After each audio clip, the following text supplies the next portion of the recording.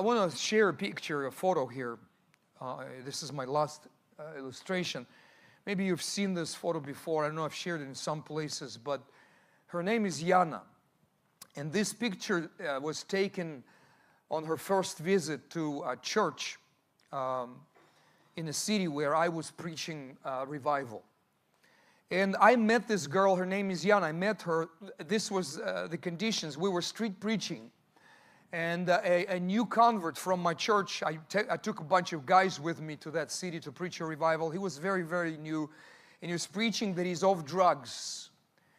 That he's been on drugs for 20 years or 15 years and now he's off drugs. And I came to this girl. She was standing behind me. I looked around. I saw her. I came up to her. And I gave her a flyer, started preaching to her. And then I had a vision of this girl actually standing in front of me in my church at the altar in a white gown, wedding gown, and getting married. And I actually spoke to her those words. Random girl, I've never met her, but I said, listen, God loves you. And I actually, you know what? I just saw you in a wedding gown, in a white gown, standing in my church, and I'm marrying you. She frowned. She said, no, I don't believe this. But later on, and this is her testimony. Listen to this. My name is Jana. I'm 30 years old. I grew up as a normal child, went to school.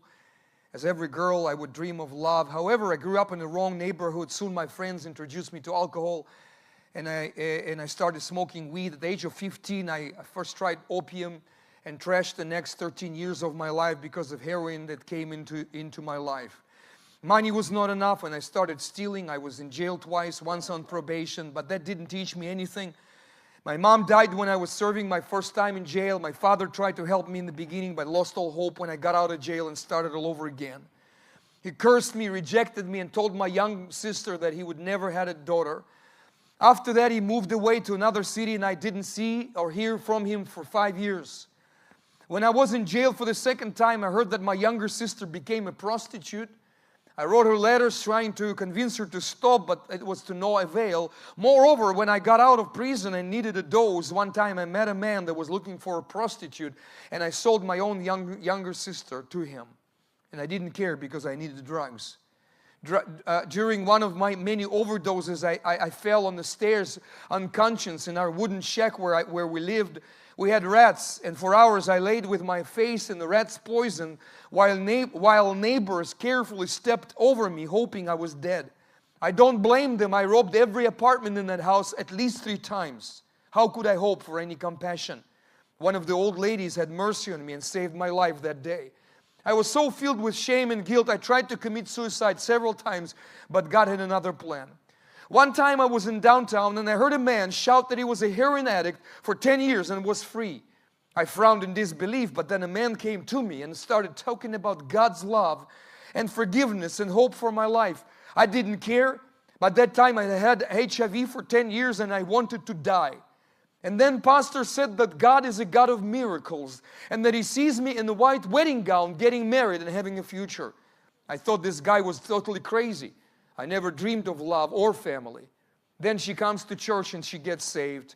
And then that's, that story, that's how it ends. Pastor married us as he had promised on the 24th of January 2010. We had such a beautiful wedding.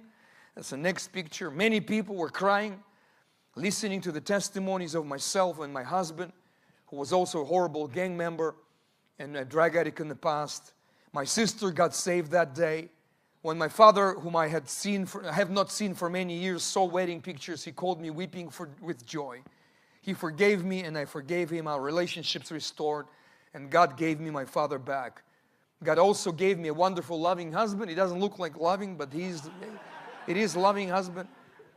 I love him too, and I just know that we will have a wonderful marriage blessed by God. This is a year after their wedding, but now, fast forward 2025, they are on their second church. That church is a rally center. He's sending couples, and he's got powerful ministry in our fellowship.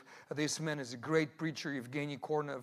and he's a powerful preacher. That couple is used by God. But listen, God is moving on people's lives.